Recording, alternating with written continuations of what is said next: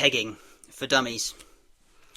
Thanks to the work of Hodlnomics, Freedom 777, Coexistence 7 and 99 Capital, I am now clear on how pDAI gets to $1 and stays there, which in turn has led me to stumble upon Richard's ultimate objective. And it's become a bit of a come to Jesus moment for me. And I am making this video as I want to get the truth out, but mainly sharing the comfort that this has brought me.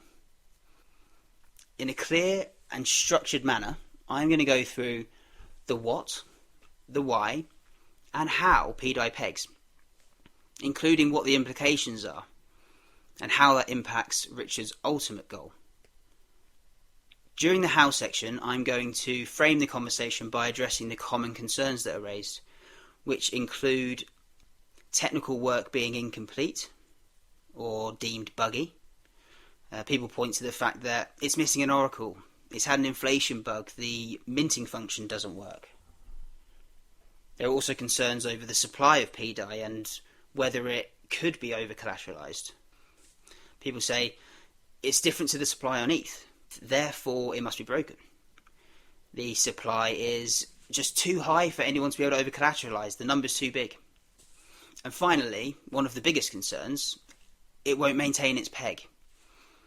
Even if it does get to $1, everyone will sell and the price will therefore fall. Therefore, it's impossible for it to maintain its peg at all. I will address all these concerns in this video and provide insight as to the reasons for pursuing the peg. First, I need to inform you that I am not a financial advisor. Nothing I say in this video should be taken as financial advice. I do not know you, and I do not know your financial situation. Therefore, how can I give you advice on your finances? To begin, I need to make sure we're all on the same page. I need to go through the what. I need to give you an overview of how DAI actually works, as many understand some of the basic principles of the mechanisms, but few understand the underlying economics, which is key to understanding why pDAI pegging is very much achievable. DAI is a stablecoin whose price is controlled by a protocol called MakerDAO. The MakerDAO protocol is made up of multiple mechanisms that encourage the price of DAI to remain at $1. I will give an explanation of the most fundamental mechanism, which controls how DAI is created, which is key to the pegging of pDAI. For DAI to be minted into existence, someone first needs to deposit their crypto assets, Ethereum for example, into a vault. They can then take out a loan in the form of DAI. To get your desired amount of DAI minted into existence, you need to put crypto assets that are greater in value than the minimum collateral ratio. For MakerDAO on Ethereum, currently, it's 150%. This process is called over-collateralisation, meaning if I wanted 100 DAI, I would need to put in at least $150 worth of crypto assets into a Maker vault. Once I have my 100 DAI, I can do with it as I wish. I could, for instance, buy more Ethereum in the hope that both my collateral in the vault and now my extra $100 invested in Ethereum increase in value, thereby overall increasing my returns. However, if the price of Ethereum were to fall and the value of my Ethereum deposited in the Maker Vault fell below 150% minimum threshold, I would be unable to access the contents of my vault. MakerDAO would take the contents of my vault, the now, let's say, $140 worth of Ethereum, and buy DAI on the market. Then what do they do with that DAI? They burn it. The process of you losing the contents of your vault and then being sold on the market is called liquidation. And whilst I've lost my deposited Ethereum, I do still have my 100 DAI, or whatever I chose to swap that 100 DAI into. Many understand this mechanism enables DAI to maintain its peg because it is now backed by crypto assets, and that is true. You can redeem your DAI for the equivalent value in the vault. But it doesn't explain what this mechanism of MakerDAO protocol is actually doing. It is controlling the price. And how is price determined? By supply and demand. Now, this is key to understanding the peg later, so pay attention. We can visualize the mathematics that's happening in the background using demand and supply curves, which we have here. The x-axis is the quantity supplied, and the y-axis, the price. The demand curve slopes downwards, the supply curve upwards. The point at which they meet is called the equilibrium, and gives you the quantity provided and the price of those units. An increase in either demand or supply would shift the entire curve that is affected right. A decrease would shift the curves left. So let's look at our MakerDAO mechanism again. I want 100 DAI, I demand it. So I put $150 worth of Ethereum into a vault as collateral. That has increased the demand for DAI, shifting our demand curve to the right. Notice the point where the demand and supply curve meet has now changed, resulting in the price to increase.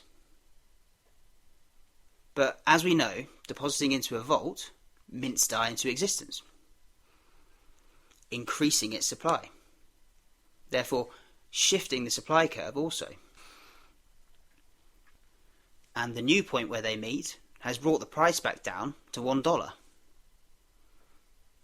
So what happened when I was liquidated?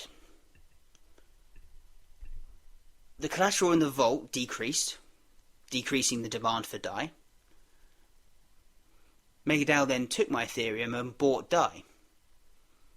Did that increase the demand? It actually didn't, because as we've established, the demand is found within the vaults. The subsequent burning of the DAI decreased the supply, and that's what got us back to $1. This will become clearer later. So that is one of just multiple mechanisms that MakerDAO uses. Other mechanisms include the peg stability module, DAI savings rate, and surplus reserves. So now we know the what. Why would Richard want to peg pDAI? What could be his motivations? Well, having a native stablecoin on Pulsechain is fundamental to its success. Without this, the barriers to entry are high. New users who want to come into Pulsechain have to buy crypto from another chain, Ethereum for example, and then bridge it across. This is a lengthy and costly process. A native stablecoin would allow them to purchase that stablecoin and begin to transact straight away within Pulsechain, without the need to bridge. Whilst yes, not having to have people bridge in from other chains to participate in Pulsechain is important for onboarding new users, and there's also a whole host of other fundamental benefits to having a native stablecoin on chain. Whilst that is important, it's not the real reason why he's doing this. Why? Why do I say that with such surety? Because he would have just released a stablecoin at $1.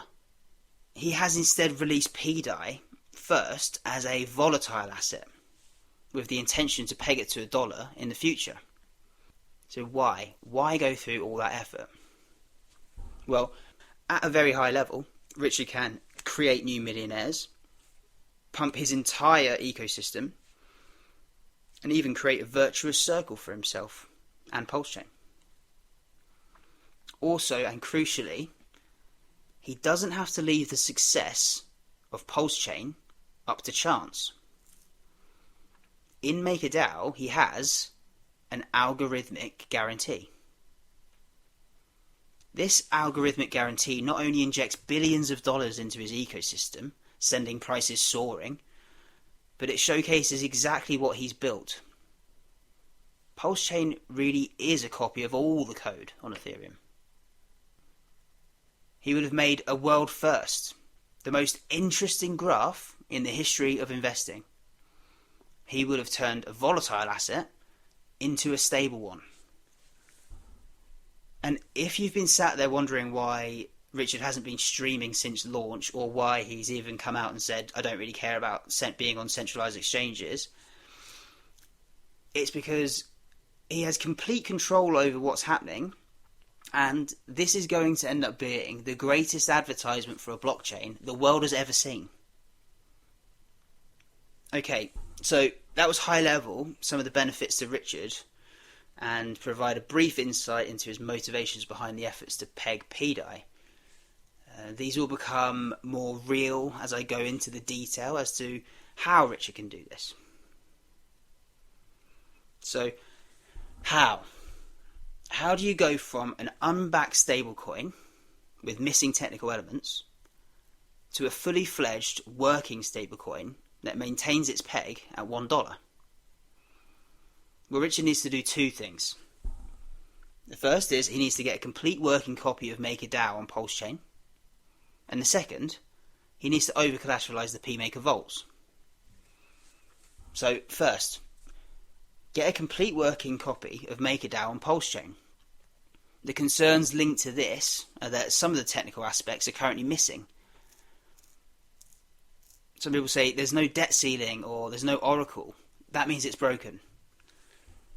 Some influencers actually quite smugly point to the fact that there is no oracle yet. And the fact that they even know what an oracle is enough for their followers. They think if they have some knowledge of how MakerDAO works, that must mean they're right when they call pDAI a meme. Well, what does an oracle actually do? An oracle provides real-time price feeds into MakerDAO. Those real-time price feeds are for the prices of the assets that are being used as collateral in the vaults. They're correct. There is no oracle in place yet. And I will come back to that specific point later once we've learned a little bit more. But first, let's ask ourselves, why are things missing in general? Well, to have a phase where pDAI is a volatile asset, which we've established brings a lot of benefits, it needs to have room for people to be able to speculate. This incompleteness is reflected in the price. As you can see by checking the charts, they are strongly correlated with each other. As more evidence has come out, the price has gone up. If it was complete, it would be a stable coin. And there would be no opportunities to speculate. That means no new millionaires, no story, no world first, and ultimately no showcasing the greatness of Pulsechain. Unfortunately, some influencers and their followers have mistaken having some knowledge of how a stablecoin works with critical assessment of the situation. As with most skeptics, they fail to ask the question why. Pulsechain is a complete copy of Ethereum, and all the code on it. Maybe someone has removed the oracle. But wait a minute. That's not proof that someone is working on PMaker code and attempting to replicate it on Pulsechain. No, the fact that the oracle is missing isn't direct evidence that someone is working on PMaker. But is there anything we can hang our hat on to be confident that these changes will be made? Well, yes, there is. We've seen fixes in the code already. And one in particular is central to what has been going on. The inflation bug. For a period of time, people were able to go into PMaker and mint themselves pDAI. This was deemed very damaging to the chances of pDAI being able to peg. Until one day, it was switched off. And it's in this bug that we find the answer to our next common concern. And that is around the supply, and ultimately the over-collateralisation of the vault. Now, some people don't even know what the supply of DAI on Ethereum is and how it compares to pDAI. DAI on Ethereum has just under $5 billion in supply, whereas the supply of pDAI is just over 22 billion. Now, for those who do know that, the concern is twofold. why is it different? Because it's different, it must be broken. And secondly, 22 billion is a huge number. That's too much to over-collateralise, and even if Richard could, why would he want to just give all that money away? So, let's tackle the first. Why is it different? Well, we've already begun to answer that. There was an inflation bug, which may seem like a bug to an outsider, but to Richard and Maria working on pDAI and pMaker, it was a function. A function that served the purpose of increasing the supply. So why increase the supply, and why so high? Well, you've got 5 billion of that 22 that's been copied over from Ethereum. That's pDAI holders who get to double their bag from the point of the fork. Then you've got around 5 billion pDAI for people to speculate on, to create new millionaires. And finally, in wallets related to Richard and the sacrifice address, has around 10 to 12 billion pDAI.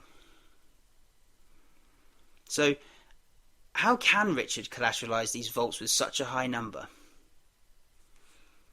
If he sets the same collateral ratio on DAI from Ethereum at 150%, he would need to cover that 22 billion with $33 billion worth of crypto assets in collateral. That's a big number. So, how can he do it? There are multiple avenues being pursued, and this is actually the cause of a lot of confusion. When a skeptic asks how, they get multiple different answers. But instead of this being any internal disagreement or misalignment, it's the truth, and it's by design.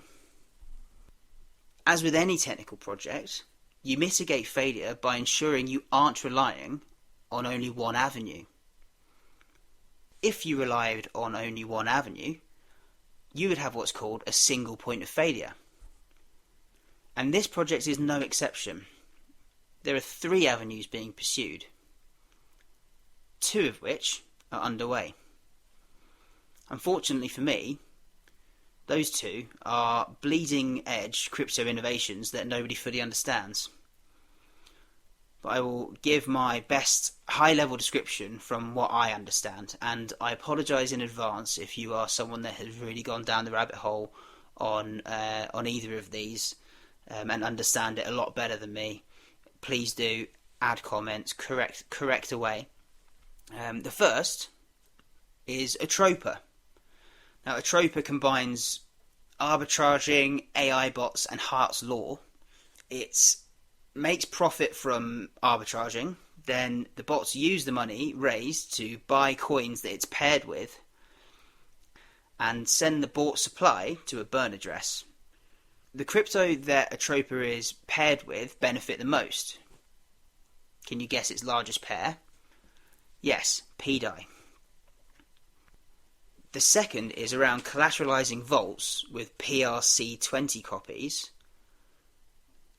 and bringing them to parity with their ERC20 counterparts. How exactly Rich is going to do this, I find hard to wrap my head around. I saw that he had made a post a while back when he created farms for Wrapped BTC, Pepe, Aave and Link. He, in some ways, looking to reward people and create arbitraging opportunities between ERC20s and PRC20s in an attempt to bring the price to parity. There's also a possibility that other work's being carried out that I don't fully understand that matches up the price of those PRC20s to pDAI, the correct price in pDAI. And we've seen that a few times, those prices match up. So when pDAI does get to $1, all those copies would also be at the correct value. Already, we've seen some of these PRC20s being put into maker vaults, which would go a long way in terms of adding collateral to those vaults when they do come to parity. But for me, these aren't the avenues that are going to make the most people understand how this can be done, because let's face it, they're fucking complicated. They are bleeding edge crypto innovations that are all scrambling to decode. However, just because you don't fully understand how something works doesn't mean it isn't happening. No. For me, to easily understand how Richard over-collateralizes the pMaker vaults, you have to look at his other projects. Richard has been criticised in the past for owning well over 90% of the supply of all his tokens. That means he's got around 10 billion in Pulsechain, 11 billion in Hex, and 22 billion in Pulse. What do we need? 33 billion to cover that 22 billion? Well, there's 43. Richard has enough in his OA bags alone to over-collateralise pMaker by 200%. And this isn't just any $43 billion. It's $43 billion that he can't touch. Today, Richard can't realise even a penny of the value in his OA bags, or all confidence would be lost, and it all comes tumbling down. But by parking his OA bags in pMaker, Richard can over-collateralise the 22 billion pDAI, completing the protocol's requirement for value backing the pDAI in circulation, enabling Richard to extract $10 to $12 billion worth of value from his OA holdings. Pretty good motivation for Richard as he turns what is effectively $0 into $12 billion overnight. Some at this point say, but when he collateralizes the vaults, won't MakerDAO then mint all of those pDAI? Others are saying the minting function is switched off, therefore it's broken and won't work. If you're asking both of those questions, please allow me to bring the spoon to your lips. As the inflation bug has already proven, Richard is in control of pMaker and is tweaking it to achieve his goals. Why have the minting function switched off? Because the vaults have been readied to be collateralized. And it's at this point I'll come back to the concern about there not being an oracle in place. Well, we've established there are benefits for launching incomplete and allowing people to speculate. We've also established that the contents of the vaults represent the demand for DAI. And an oracle lets MakerDAO know what the value of the contents in that vault are. You can probably guess what's coming next. There's currently only a small amount of collateral in those vaults. Yes, this process has begun. If pMaker was operational with an oracle in place and it knew the value in its vaults, our demand curve would be very low. And with our 22 billion of pDAI already minted and in circulation, it would result in a price with a significant distance from its $1 target. So hopefully that makes clear just how uneducated and illogical that concern is. If your influencer is touting this concern as a deal breaker, and they happen to be associated with other projects that include other stablecoins and loan protocols that work exactly the same as MakerDAO, perhaps it's time to start questioning their motivations. And now we find ourselves at the most common concern, which keeps even some of the most staunch pDAI believers up at night. Even if it does get to $1, even if it's over-collateralized, everyone will just sell it and it won't stay at $1. So, once pDAI is over-collateralized, how does it maintain its peg? This is the $22 billion question. Well, how is a volatile assets price determined? If you buy Ethereum on the market, what happens to the price? It goes up. This is because there's no function that increases the supply when you buy it. So you move your demand along the supply curve, and the price increases. So what happens when you sell pDAI? Does the supply change? No. Does the demand change? Surely the demand has decreased as I am selling my pDAI. Well, what did we establish earlier? The demand is the collateral sat in the vaults. And that hasn't moved anywhere. Richard has provided both the demand and the supply. Both, at this moment, remain fixed. So, what are the implications of what I'm saying? Algorithmic stablecoins like DAI are technically not assets in their own right. They are in fact a receipt, a coupon, a digital voucher. They are a representation of a claim of collateral held in the vaults. If you have 100 DAI, you can go into the MakerDAO protocol and redeem your 100 DAI for $100 worth of crypto assets from the vaults.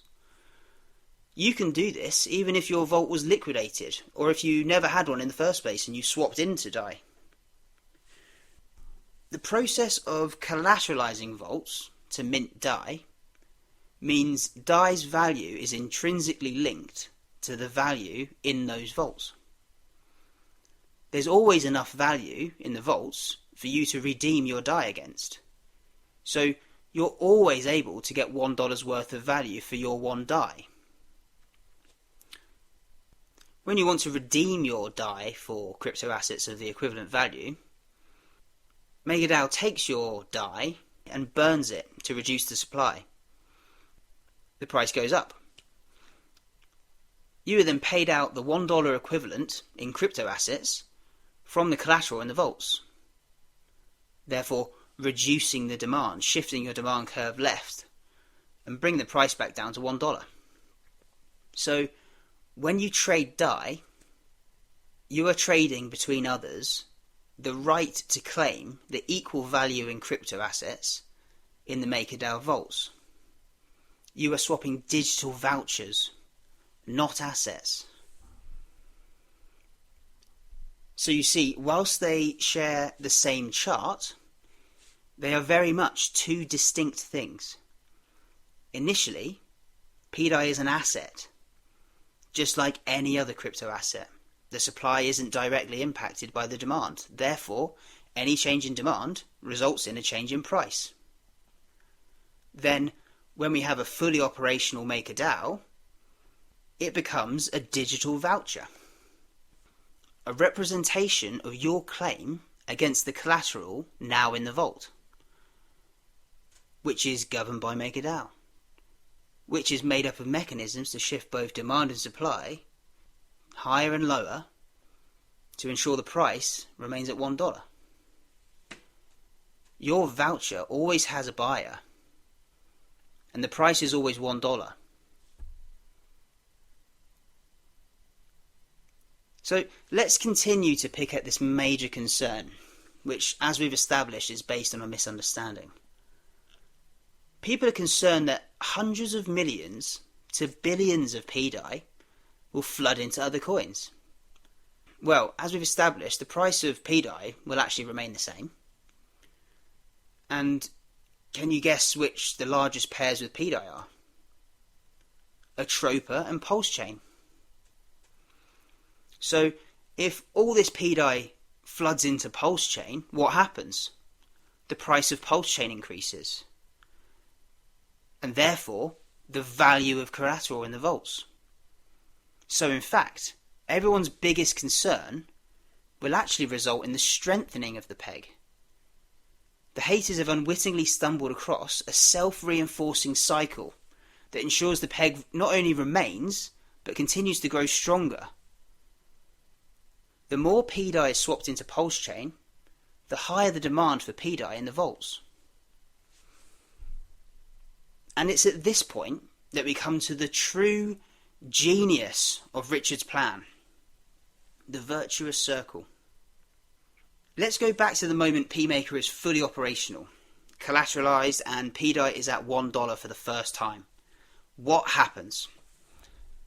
pDAI comes flooding in to buy Pulse, sending the price of Pulsechain soaring, Richard's deposited Pulsechain in the vaults increases in value dramatically, increasing his collateral ratio even further. What's a reasonable increase in price, do we think? From all these hundreds of millions to billions of pDAI rushing in. What do we think is reasonable? A 10x? Richard's 43 billion of crypto assets sat in the vaults becomes 430 billion.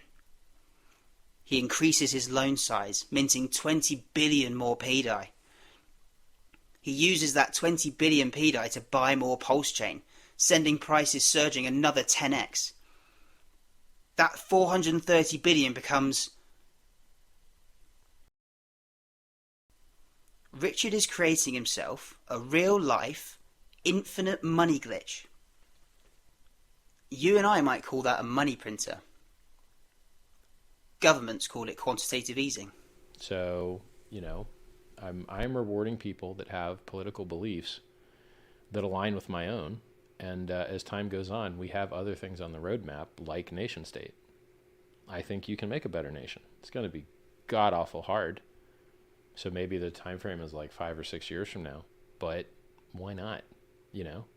Why not carve out a special economic zone? That's how Shenzhen started. That's how Hong Kong started. Get a special economic zone somewhere and bang it out, do something miraculous there. So that's on the roadmap too. But stablecoin and wallet and OpenSea replacement, things like that will come before that.